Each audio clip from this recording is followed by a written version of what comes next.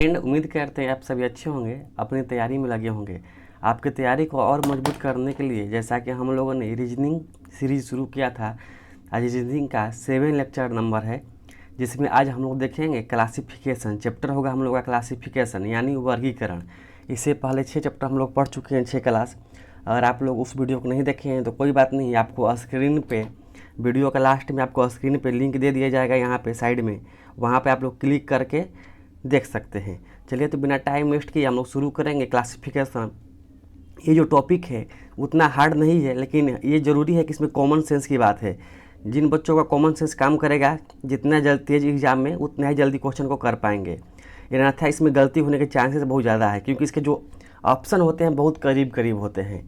चलिए देखते हैं, क्वेश्चन खुद समझ में आ जाएगा हम लोग का। तो आज का हम लोग देखेंगे पहला प्रश्न।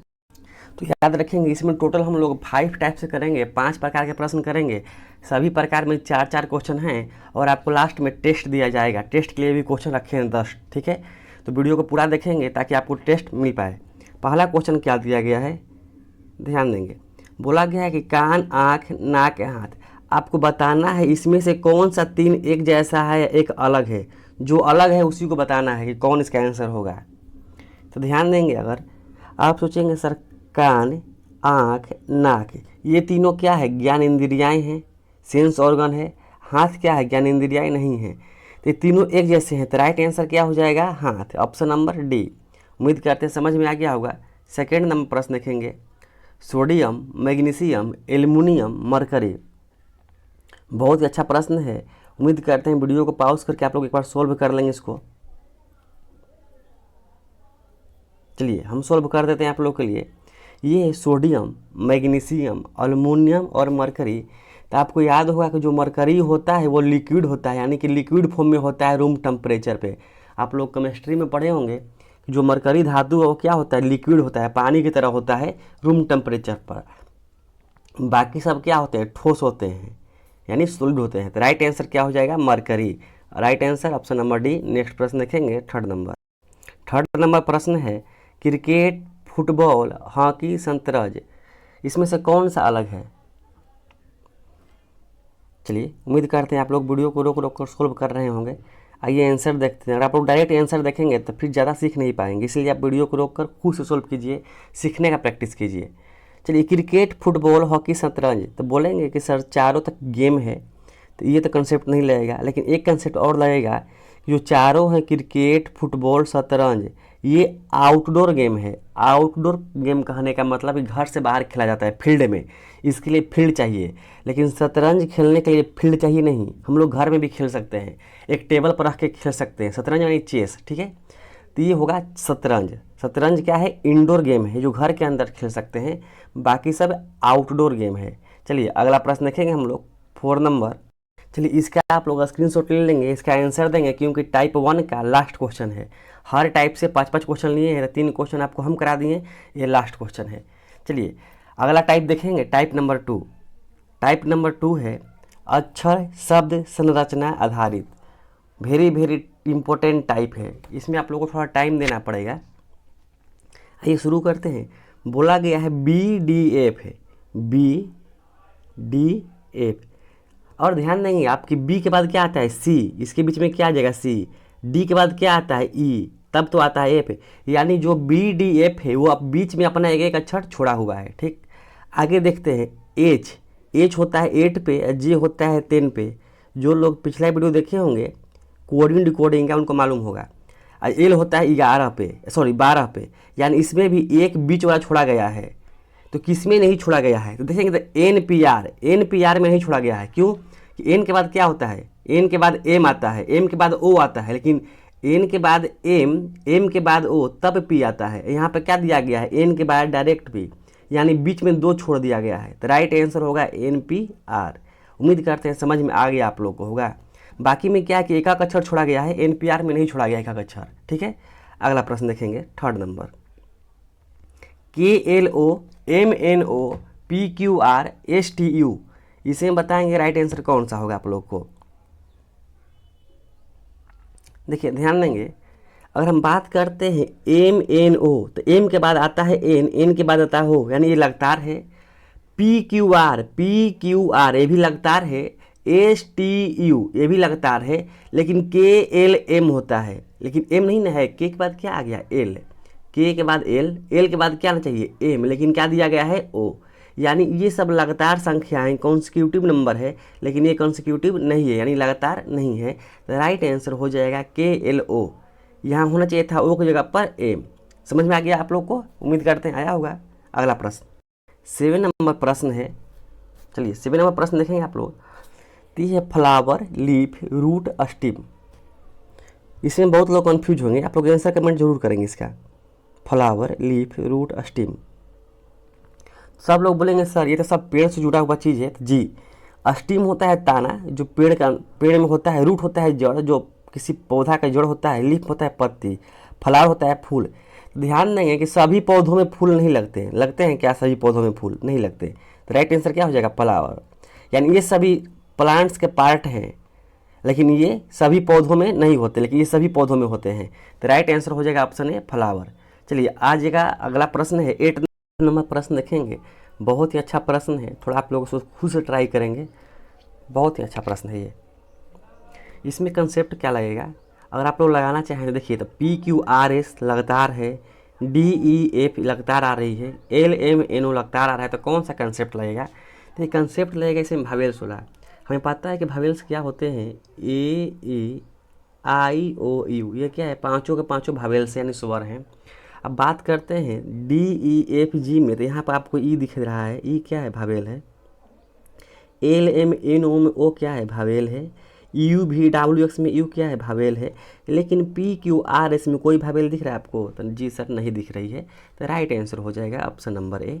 उम्मीद करते हैं समझ में आ गया। नेक्स्ट प्रश्न देखते हैं 9 नंबर। ये जो टाइप है ये सिंपल टाइप है, लेकिन हाँ बात है कि लॉजिकल आपको लगाना पड़ेगा दिमाग इसमें, क्योंकि नंबर पर आधारित है। तो बताना है नंबर क्लासिफिकेशन में इसमें से कौन सा अलग है। तो आपको पूरे नंबर सिस्टम की जानकारी होनी चाहिए। तो आइए सॉल्व करते इसको। तो आप देखेंगे कि 13, 23 और 29 ये तीनों क्या हैं? अभाज्य संख्या हैं, यानी कि प्राइम नंबर है। आपको पता होगा प्राइम नंबर क्या होते हैं? प्राइम नंबर, तो प्राइम नंबर होते हैं those number which can divisible only 2 factor 1 and itself. कहने का मतलब वो ऐसी संख्या जो एक से कटे या अपने आप से कटे, उसे क्या बोलते हैं? Prime number. अपने आप से कटे उसे बोलते हैं प्राइम नंबर। तो यहाँ पे 35 जो है प्राइम नंबर नहीं है, क्योंकि ये 5 से भी कट जाएगा, 7 से भी कट जाएगा, 1 से भी कट जाएगा, 35 से भी कट जाएगा। बाकी की बात करेंगे 17 का, 17 1 से कटेगा और अपने आप 17 से कटेगा। उसी प्रकार 23 बात करेंगे तो 1 से कटेगा और अपने आप 23 से कटेगा। ठीक है, तो ये राइट आंसर हो जाएगा 35, क्योंकि ये है अभाज्य संख्या नहीं है। बाकी तीनों अभाज्य संख्या है, यानी प्राइम नंबर है। नेक्स्ट प्रश्न देखते हैं 10 नंबर। बहुत ही सिंपल प्रश्न है, इसका आप लोग जवाब खुद कर सकते हैं। इसका राइट आंसर हो जाएगा डी, क्योंकि सभी के सभी क्या है? 3 के गुणज है, यानी सबके अंत में 0 है, लेकिन इसके अंत में 0 नहीं है, यानी 10 का गुणज नहीं है, 10 से नहीं कटेगा। अगला प्रश्न देखेंगे 11 नंबर। अच्छा प्रश्न है। 2, 6, 12, 20 इसका कंसेप्ट बताएंगे क्या होगा। आप लोग बहुत दिमाग लगाइएगा इसमें, जितना दिमाग लगाइएगा उतना ही आपको अंतर जाइएगा और आपको कन्फ्यूजन पैदा होगा। इससे दिमाग बहुत कम लगाना है। दिमाग ये लगाना है कि प्राइम नंबर कंसेप्ट, क्योंकि 2 क्या है? प्राइम नंबर है। बाकी सब क्या है? कंपोजिट नंबर है, यानी कि अधिक संख्या से कट सकते। 3 2 से कट सकता है, 3 से कट सकता है, 1 से कट सकता है, 6 से कट सकता है। 12 3 से कट सकता है, 4 से कट सकता है, 2 से कट सकता है, 6 से कट सकता है, 12 से कट सकता है। 20 5 से कट सकता है, 4 से कट सकता है, 10 से कट सकता है, 2 से कट सकता है, 20 से। लेकिन 2 क्या है? प्राइम नंबर है, अभाज्य संख्या है, इक्वल 1 और अपने आप से कटेगा। तो राइट आंसर हो जाएगा ऑप्शन ए। तो याद रखेंगे प्राइम नंबर कंसेप्ट लगेगा इसमें, राइट आंसर हो जाएगा ऑप्शन ए। नेक्स्ट लिखेंगे लास्ट प्रश्न इस टॉपिक का है 8, 27, 64, 100। बहुत ही अच्छा प्रश्न है इसमें। चलिए आप लोग ट्राई कर सकते हैं। देखिए इसका आंसर होगा 100। कैसे 100 होगा? ध्यान देंगे, जो 8 है वो 2 का क्यूब है। हम क्यूब आप लोग को दिए थे ग्रुप में याद करने के लिए। 2 का क्यूब क्या होता है? 8। 2 गुने 2 गुने 2, समझ में आया? तो 2 दूना का 4, 4 दूना के 8।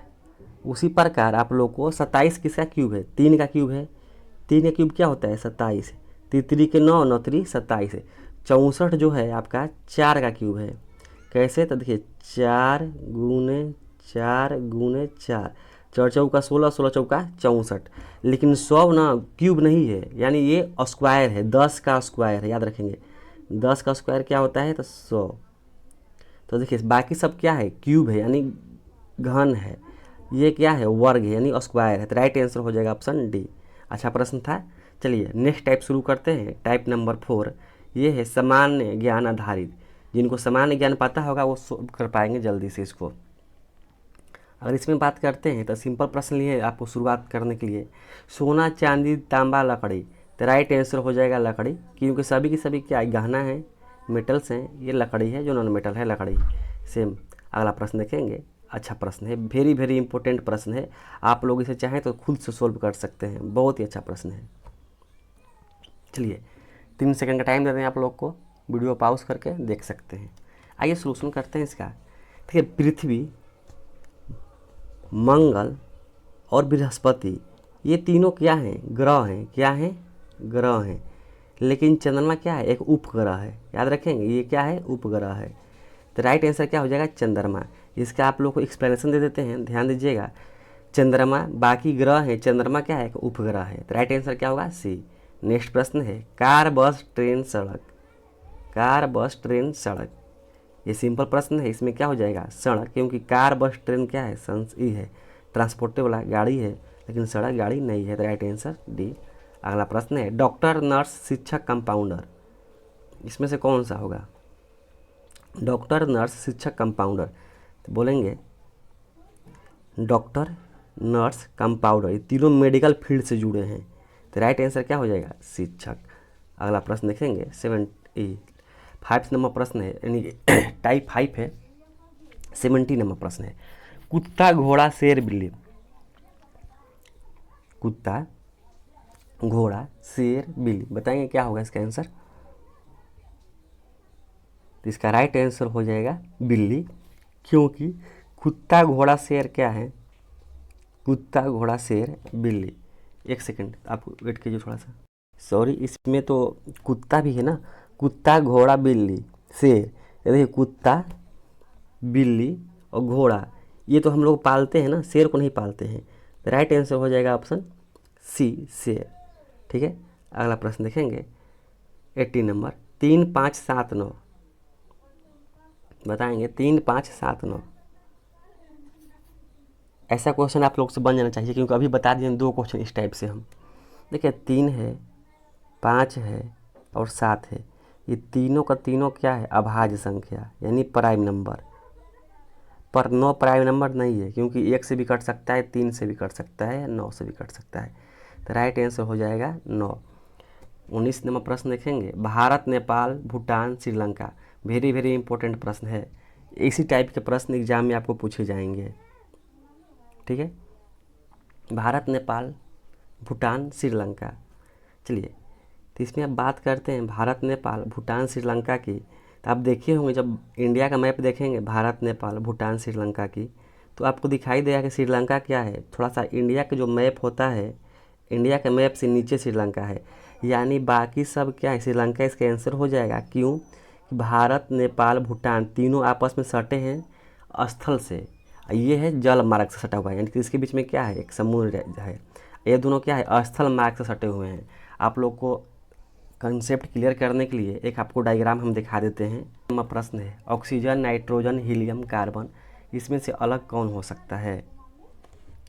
चलिए ऑक्सीजन नाइट्रोजन हीलियम कार्बन, इसका राइट आंसर हो जाएगा कार्बन। कैसे कार्बन होगा, क्योंकि ऑक्सीजन नाइट्रोजन हीलियम तीनों के तीनों क्या है, गैस हैं।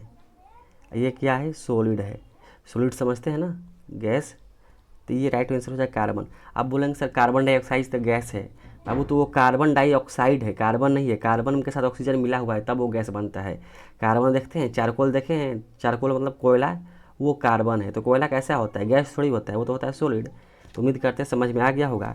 आइए कुछ जानकारी देते हैं आपको, इसके बाद टेस्ट का 10 क्वेश्चन देंगे, इसलिए वीडियो में बने रहेंगे। चलिए टेस्ट के लिए क्या करना है आपको, नीचे टेस्ट 10 क्वेश्चन आपको टेस्ट के लिए सब मिलेगा। उससे पहले कुछ जानकारी है आपको, जानकारी ये है कि अगर एएनएम का फुल सिलेबस का आपको सब्जेक्ट वाइज और चैप्टर वाइज एमसीक्यू चाहिए, तो आप दिए गए नंबर, ये जो मेरा नंबर है व्हाट्सअप नंबर, इस पे दिए गए नंबर पर एसएमएस करेंगे, आपको 3000 प्लस एमसीक्यू और टेस्ट क्वेश्चन और बाकी रीजनिंग का पीडीएफ फ्री में दे दिया जाएगा, मात्र आपको 249 में।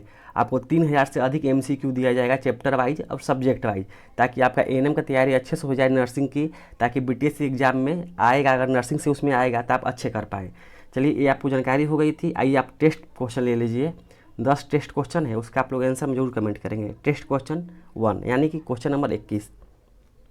जो लोग मेरे टेलीग्राम से जुड़े हैं उनको हम पीडीएफ भेज देंगे। टेलीग्राम से जुड़ने के लिए क्या करेंगे, टेलीग्राम से जुड़ने के लिए आप मेरे इस वीडियो के कमेंट में जाएंगे तो वहाँ पर टेलीग्राम का लिंक दिया रहेगा कमेंट बॉक्स में, वहाँ से आप लिंक को सेलेक्ट करके ओपन करके ज्वाइन कर सकते हैं। आपको टेलीग्राम में इस टेस्ट का पीडीएफ डाल दिया जाएगा। बाकी लोग जो नहीं जुड़े हैं वो देख लें, स्क्रीनशॉट ले लें। 2 क्वेश्चन नंबर 3 4 5 6 7 8 9 और 10। उम्मीद करते हैं आप लोग ले लिए होंगे, एक बार ध्यान से फिर से ले लें। चलिए, उम्मीद करते हैं आप लोगों ने टेस्ट ले लिया होगा अपने लिए। सोल्व करके कमेंट जरूर करेंगे टेस्ट का। अगर वीडियो अच्छा लगा तो लाइक करें, अपने दोस्तों के साथ शेयर करें और चैनल को सब्सक्राइब करें। आप मेरे साथ टेलीग्राम पर जुड़ते हैं तो आपको ये टेस्ट जो है रीजनिंग का फ्री दे दिया जाएगा। अगर आप हमारे साथ 249 पेड करके पीडीएफ ग्रुप में जुड़ते हैं तो आपको सभी चीज़ का पीडीएफ फ्री ऑफ कॉस्ट मिल जाएगा, जितने भी होंगे एएनएम के बाद भी। एएनएम का चार्ज लग रहा है 249, बाकी सब पीडीएफ आपको फ्री मिलेंगे। धन्यवाद।